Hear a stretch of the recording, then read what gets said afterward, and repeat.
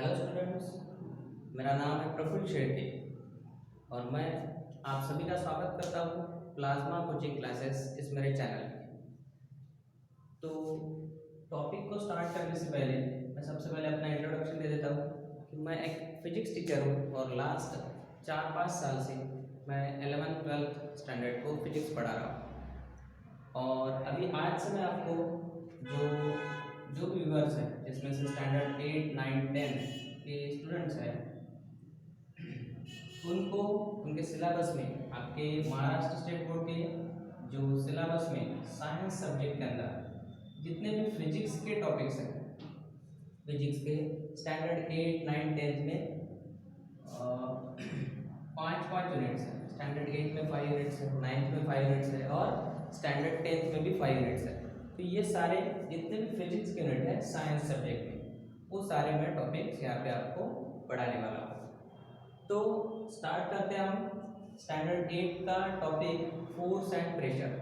तो ये force and pressure Maharashtra state board के सिलेबस में साइंस में 3rd नंबर का यूनिट है। इस यूनिट के अंदर फोर्स, प्रेशर, इनर्शिया, साथ ही साथ प्रेशर एक्सर्टेड बाय लिक्विड और बायसी फोर्स, इस तरह के कुछ इंपॉर्टेंट टॉपिक्स हैं। इंपॉर्टेंट इन द सेंस कि ये टॉपिक्स जैसे फोर्स देखेंगे आप, प्रेशर देखेंगे, तो ये टॉपिक्स आपको स्टैंडर्ड 8 में भी है, 9th में भी है, आगे 10th में भी आपको लॉज ऑफ मोशन यूनिट है, 11th में भी लॉज ऑफ मोशन है। और प्रेशर का अगर रिलेटेड, प्रेशर से रिलेटेड अगर देखेंगे तो स्टैंडर्ड 12 तक आपको ये mechanical properties of fluids NCERT में भी और सीबीएसई बोर्ड में भी, स्टेट बोर्ड में भी ये प्रेशर के टॉपिक्स है ही है आपको। तो ये थ्रू आउट जब तक आप फिजिक्स पढ़ेंगे तब तक आपके लिए ये इम्पोर्टेंट टॉपिक है। तो आज हम स्टार्ट करते हैं फोर्स से कि फोर्स एक्चुअल में होता क्या है। जनरली तो हम जैसे कि बात करते हैं तो हमें पता ही है फोर्स क्या होता है कि कोई भी अगर हमें काम करना है, कोई भी किसी भी ऑब्जेक्ट को अगर हमें क्या करना है, डिस्प्लेस करना है, तो उसके लिए क्या लगता है, हमें वहाँ पे फोर्स अप्लाई करना पड़ता है। डिस्प्लेस करना है मतलब सपोज यहाँ पे कोई ऑब्जेक्ट रखा है, कोई यहाँ पे इस तरह से ऑब्जेक्ट रखा है, इसको यहाँ से लेके यहाँ तक इस तरह से मूव करना है। तो मूव करने के लिए ये अपने आप तो मूव नहीं होगा, ये ऑब्जेक्ट इनिशियली कहाँ पे है, ऑब्जेक्ट इनिशियली रेस्ट में है। इसकी स्पीड अगर देखेंगे तो 0 है, रेस्ट में पड़ा है यहाँ के यहाँ, ठीक है नहीं। जब तक हम इसके ऊपर फोर्स नहीं अप्लाई करेंगे तब तक ये आगे नहीं बढ़ने वाला, इसकी रेस्ट की स्टेट को ये नहीं छोड़ने वाला। क्या नहीं करने वाला ये, इसकी रेस्ट की स्टेट को ये नहीं छोड़ने वाला, है कि नहीं। तो इसकी स्टेट अगर आपको चेंज करनी है तो स्टेट को चेंज करने के लिए हमें क्या अप्लाई करना पड़ रहा है, फोर्स अप्लाई करना पड़ रहा है। दूसरा, तो हमें इससे क्या पता चलता है कि फोर्स अप्लाई करने से इसकी स्टेट चेंज होती है। दूसरा एक क्या चेंज होता है, दूसरा अगर हमने और एक एग्जांपल देखा, सपोज कि कोई ऑब्जेक्ट अगर मोशन में है, जैसे कि कोई व्हीकल अगर मोशन में है, कोई आप अगर गाड़ी चला रहे हैं, टू व्हीलर चला रहे हैं, टू व्हीलर चला रहे हैं, मोशन परफॉर्म हो रही है, गाड़ी एक जगह से दूसरी जगह जा रही है कुछ भी स्पीड से 10 किलोमीटर पर आवर, 20 किलोमीटर पर, तो वो मोशन में अगर चल रही है और अगर आपको उसको स्टॉप करना है, क्या करना है बेटा, स्टॉप करना है। तो स्टॉप करना है मतलब उसकी मोशन की स्टेट को क्या करना है, चेंज करना है।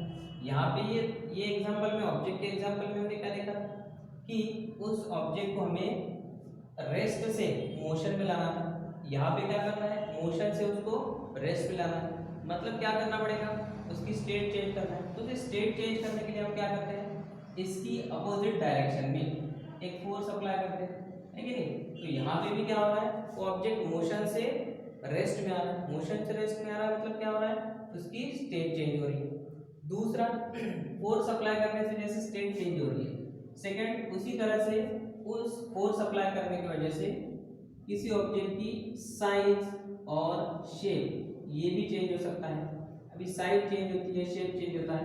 इसका क्या एग्जांपल है, इसका अगर आपने एग्जांपल देखा होगा तो आपके घर में आपकी मम्मी वगैरह अगर कोई रोटियां बनाती है कि नहीं, तो वहाँ पे क्या करते हैं, डो जो आटा रहता है उसको क्या किया जाता है, उसको गूंदा जाता है। तो क्या करते हैं, उसके ऊपर फोर्स अप्लाई करते हैं। तो फोर्स अप्लाई करने की वजह से क्या होता है, वो धीरे धीरे हम क्या करते हैं, शेप को चेंज करते हैं, उसको मोड़ते हैं, है कि नहीं, उसका साइज शेप कम ज़्यादा करते हैं। तो क्या क्या हो रहा है, फोर्स अप्लाई करने की वजह से स्टेट चेंज हो रही है, दूसरा क्या हो रहा है, साइज चेंज हो रहा है और शेप भी चेंज हो रहा है। तो इस तरह से किसी ऑब्जेक्ट की स्टेट, साइज, शेप को चेंज करना है तो उसके लिए नेसेसरी क्वांटिटी कौन सी है, उसके लिए नेसेसरी क्वांटिटी है फोर्स। तो ये बेसिक हो गया कि फोर्स मतलब एग्जैक्टली है क्या। वैसे तो जनरली हम जानते ही हैं कि किसी ऑब्जेक्ट को, सपोज हमें, अगर आप फुटबॉल खेल रहे हैं, ठीक है नहीं, फुटबॉल खेल रहे हैं तो फुटबॉल अगर रेस्ट में उसको किक करना है, मतलब क्या कर रहे हैं, फोर्स अप्लाई कर रहे हैं। तो ये हो गई सब बेसिक इंफॉर्मेशन अबाउट फोर्स। अभी इसके बाद फोर्स के कुछ टाइप्स हैं, आपके सिलेबस में कुछ टाइप्स दिए हैं, कुछ टाइप्स नहीं दिए हैं। तो जितने सिलेबस में दिए उसके ऊपर हम एम्फेसिस करेंगे, उसके ऊपर हम ज़्यादा फोकस करेंगे। तो आपकी स्टेट बोर्ड के सिलेबस में सबसे पहले आपको दिया है contact forces and non contact forces. जैसे कि नाम से ही हमें पता चलता है कॉन्टैक्ट एंड नॉन कॉन्टैक्ट, है कि नहीं। कॉन्टैक्ट हो रहा है तो कॉन्टैक्ट फोर्सेस, कॉन्टैक्ट नहीं हो रहा है non contact forces. Contact and non contact forces.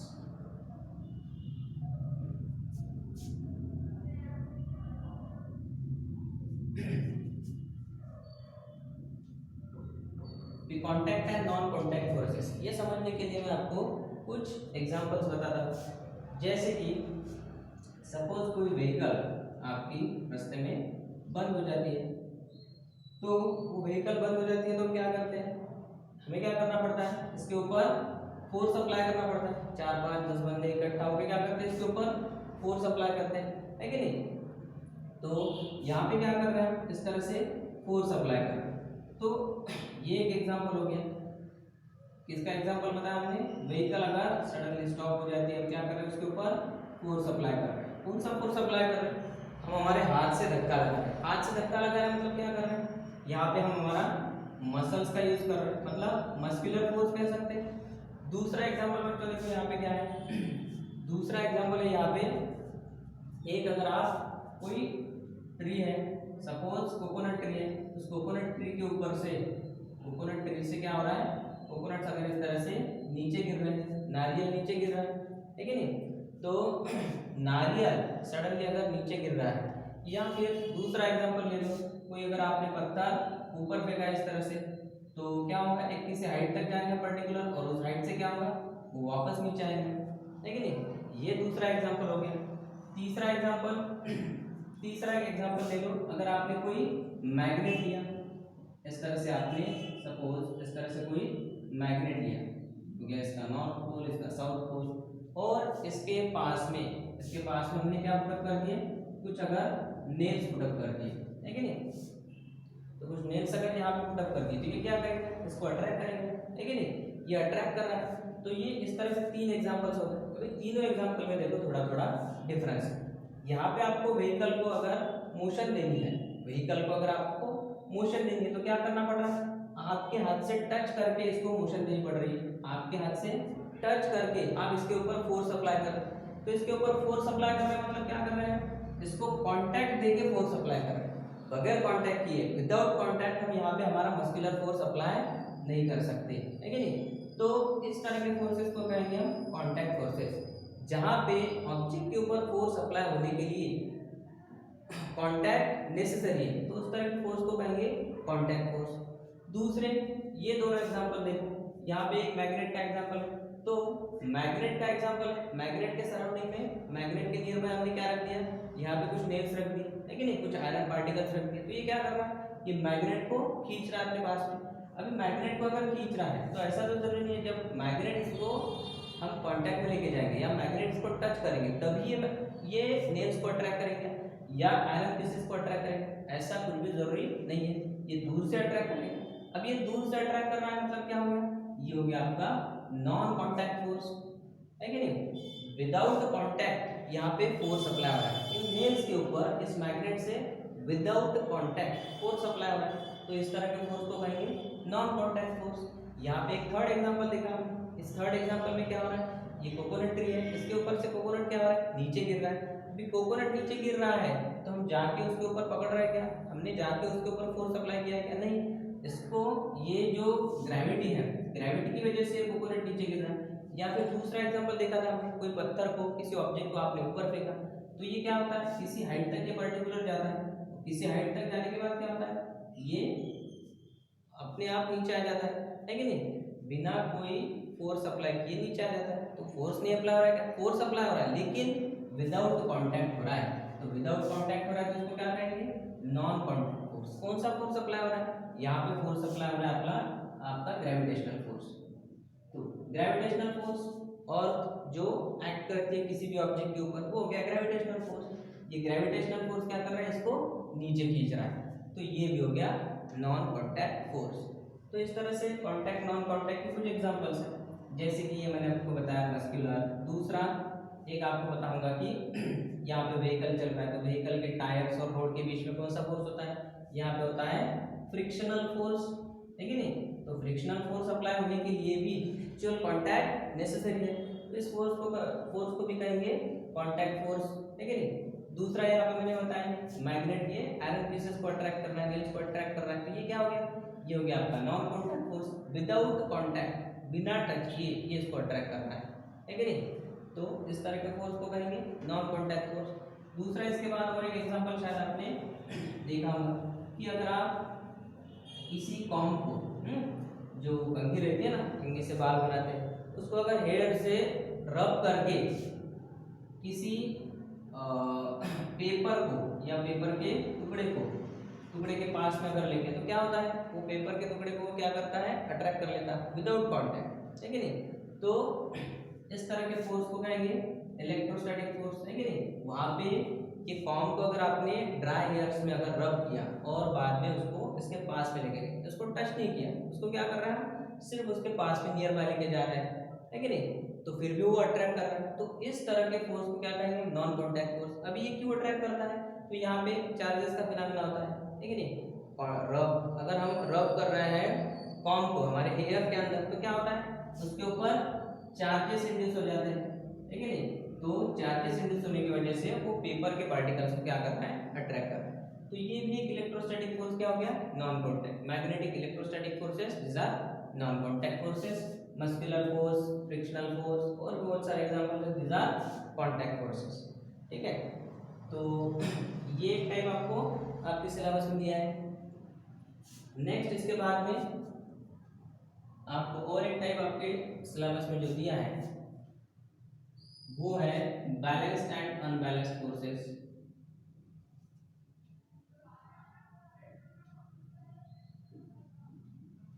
Balanced and unbalanced forces. अब ये बैलेंस्ड एंड अनबैलेंस्ड फोर्सेस, इसको आप टाइप भी कह सकते हैं या फिर इसको आप फोर्सेस का नेचर भी कह सकते हैं। अभी इसको भी मैं आपको एक एग्जांपल के हेल्प से आपको समझाता हूँ। सपोज अगर आपने कोई एक टेबल लिया और टेबल के ऊपर रख दिया एक बॉक्स रख दिया, है कि नहीं, एक कार्डबोर्ड का बनाया हुआ एक बॉक्स रख दिया और उस बॉक्स के ऊपर दोनों साइड से हम क्या कर रहे हैं, फोर्स अप्लाई कर रहे हैं। इस तरह से ये सपोज टेबल का टॉप है और इसके ऊपर क्या है, एक कार्डबोर्ड का बॉक्स रख दिया, इस तरह से बॉक्स रख दिया। अभी इस बॉक्स के ऊपर क्या करना, इस तरह से दोनों साइड से फोर्सेस अप्लाई करना। यहाँ पे हमने क्या कर दिया, कोई स्ट्रिंग बांध दिया, कोई धागा, ठीक है नहीं, यहाँ पे बांध दिया और दोनों साइड से इसको इस तरह से यहाँ पे वेट अप्लाई कर दिया। अभी यहाँ पे देखो हम अलग अलग तरीके से फोर्सेस अप्लाई कर सकते हैं। यहाँ पे अगर आपने इस साइड में 5 न्यूटन का फोर्स अप्लाई किया, इस साइड में भी अगर सपोज 5 न्यूटन का फोर्स अप्लाई कर दो, ये न्यूटन क्या है, this is the unit of force, है कि नहीं। जैसे आपको पता ही होगा कि मास है, मास का यूनिट क्या है, केजी। उस तरह से लेंथ का यूनिट क्या है, लेंथ का यूनिट है मीटर। उसी तरह से ये 5 न्यूटन ये क्या है, न्यूटन यूनिट है कि नहीं। तो 5 न्यूटन यहाँ पे फोर्स अप्लाई किया, यहाँ पे फोर्स अप्लाई किया, तो क्या कर रहे हैं हम, दोनों साइड से सेम फोर्स अप्लाई कर रहे हैं। तो दोनों साइड से अगर सेम फोर्स अप्लाई करेंगे और बाद में ऑब्जर्व करेंगे तो क्या हो, ये बॉक्स डिस्प्लेस होगा क्या, ना तो इधर जाएगा ना तो इधर जाएगा, तो क्या हो रहा है, ये दोनों फोर्सेस क्या कर रहे हैं, एक दूसरे को बैलेंस कर रहे हैं, है कि नहीं।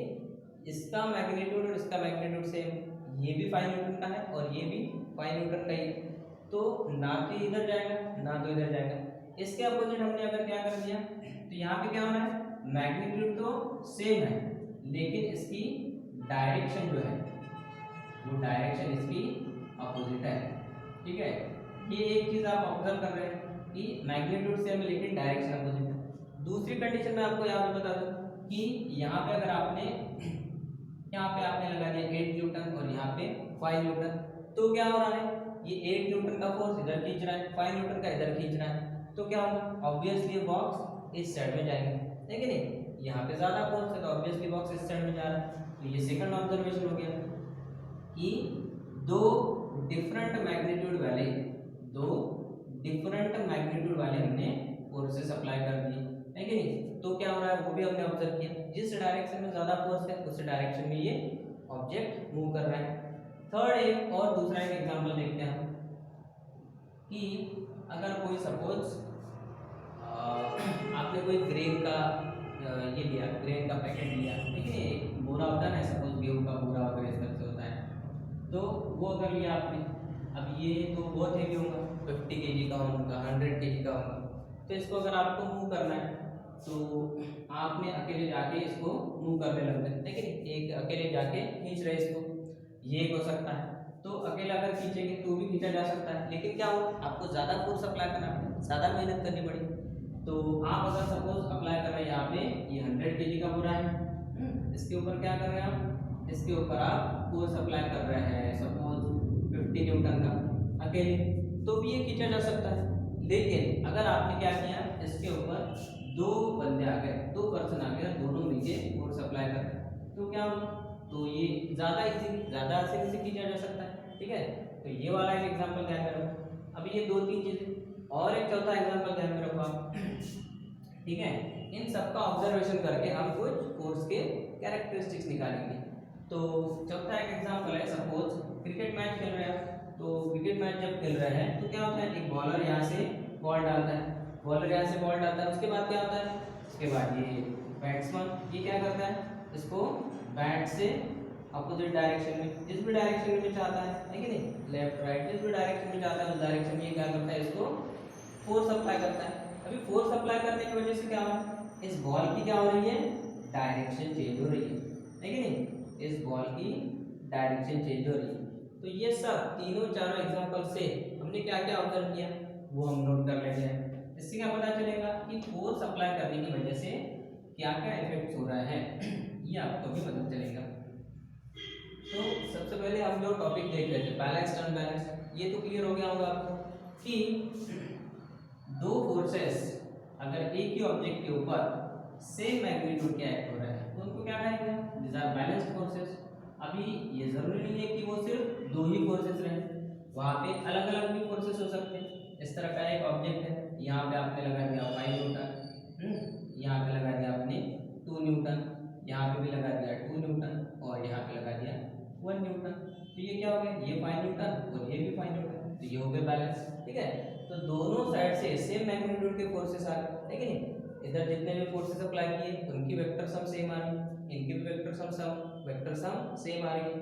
तो ये 5 न्यूटन हो गए और इस साइड के फोर्सेस भी हो गए 5 न्यूटन, तो इसको क्या कहेंगे, बैलेंस फोर्सेस। इसके अपोजिट अगर मैंने यहाँ पे 5 न्यूटन लगा दिया और ये यहाँ पे हो गया 4 न्यूटन, तो क्या होगा, दिस आर अनबैलेंस्ड फोर्सेस, है कि नहीं, यहाँ पे हो गई ये अनबैलेंस्ड फोर्सेस। तो इनका अगर सम करेंगे या इनका अगर इफेक्टिव फोर्स निकालेंगे तो वो क्या मिलेगा आपको, ये 5 न्यूटन हो गया और ये डाउनवर्ड डायरेक्शन में हो गया ये -4 newton is equal to 1 newton force इस पे एक्ट होगा। अब ये 1 न्यूटन फोर्स एक्ट हो रहा है, ये किस डायरेक्शन में रहेगा, ये रहेगा इस डायरेक्शन में, क्योंकि ग्रेटर फोर्स इस डायरेक्शन में, है कि नहीं। तो these are balanced and unbalanced forces। अभी इसके बाद हमने जितने भी एग्जांपल देखे तो उससे क्या क्या हमें पता चल रहा है वो हम देखते हैं। सबसे पहले तो एट ए टाइम अगर जो हमने इसका एग्जांपल देखा था, किसी ग्रेन के पैकेट का 50 kg 100 kg का एक गेहूं का चावल का बोरा देखा है हमने, ठीक है, उसको खींच रहे हैं, तो उसका एक एग्जांपल देखा था।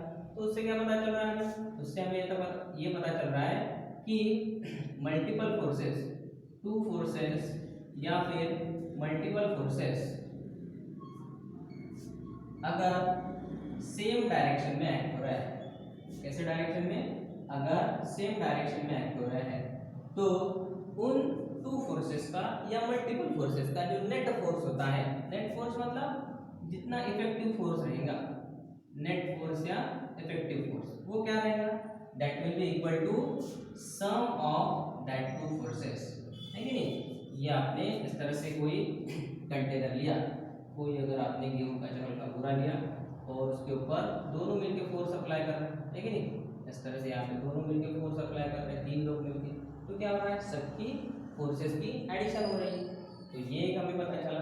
दूसरा, अगर यहाँ पे आप इस साइड में फोर्स अप्लाई कर रहे हैं 5 न्यूटन, है कि नहीं, तो ये साइड में कितना हो गया 15 न्यूटन, और इस डायरेक्शन में अगर किसी ने एक पर्सन ने फोर्स अप्लाई किया 5 न्यूटन, आप इधर खींच रहे हैं तीनों मिलके 15 न्यूटन, इधर खींच रहे हैं एक जन 5 न्यूटन से, तो क्या होगा, ऑब्वियसली ये जो ऑब्जेक्ट जिसके ऊपर फोर्स अप्लाई कर रहा है वो इस डायरेक्शन में जा रहा है कि नहीं।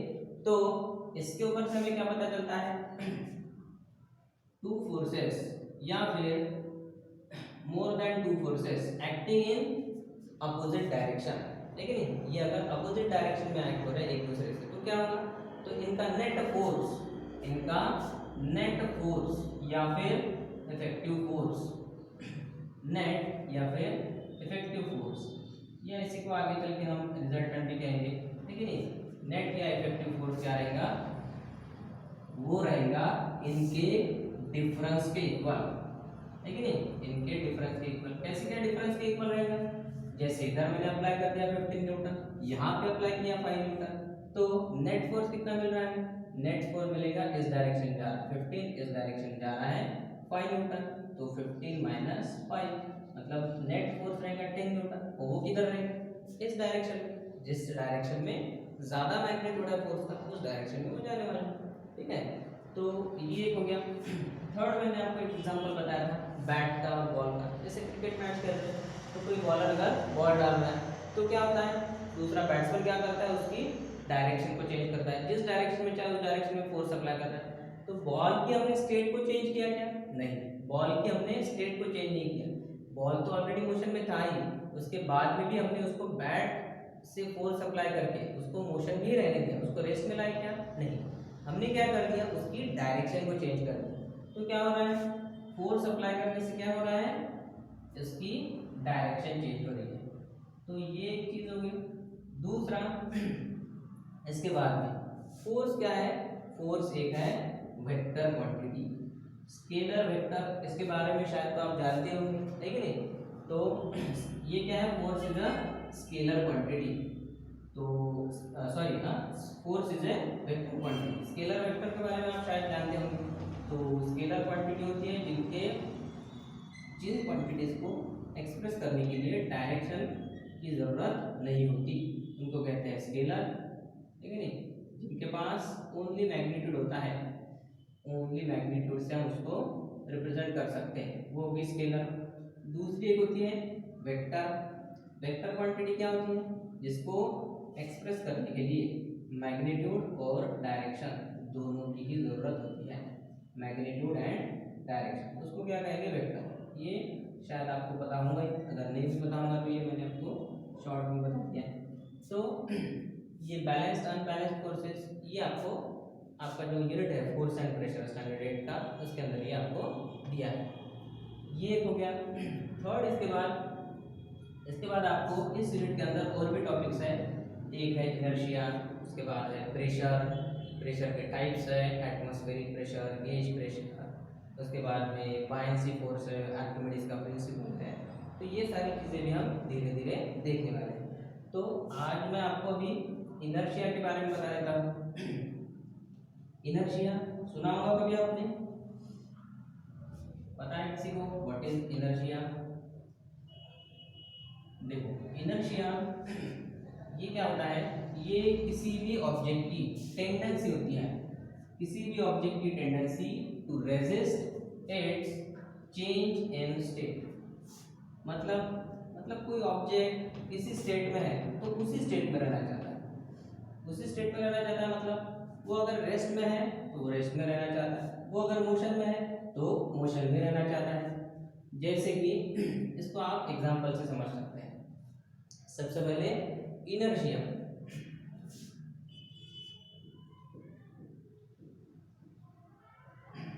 इनर्शिया के बेसिकली 3 टाइप्स हैं। इनर्शिया क्या बताया मैंने आपको? Inertia is a tendency of any object to resist its change of state या change in state, to resist change in state, ये हो गया। तो tendency to resist change in state, तो सबसे पहले इनर्शिया है, तो एक होता है आपका इनर्शिया ऑफ रेस्ट, दूसरा एक होता है इनर्शिया ऑफ मोशन, और थर्ड एक होता है इनर्शिया ऑफ डायरेक्शन। इसको थोड़ा किसी किसी बुक में अलग भी दिया है कि मोशनल इनर्शिया, डायरेक्शनल इनर्शिया, तो नाम में फर्क है, बाकी सारी चीजें एक ही। तो सबसे पहले inertia of rest. Inertia of rest मतलब क्या है? कोई ऑब्जेक्ट अगर इस तरह से रेस्ट में है, इस तरह से कोई ऑब्जेक्ट रेस्ट में है, तो रेस्ट में अगर है, इसके ऊपर आप अगर फोर्स अप्लाई करें, ये तुरंत मोशन में नहीं जाता। तो ये क्या कर रहा है? उसकी स्टेट को जो हम चेंज करना चाहते हैं, हम क्या कर रहे हैं? वो रेस्ट में उसको मोशन देना चाहते हैं, है कि नहीं? तो मोशन देना चाहते हैं, वो क्या करता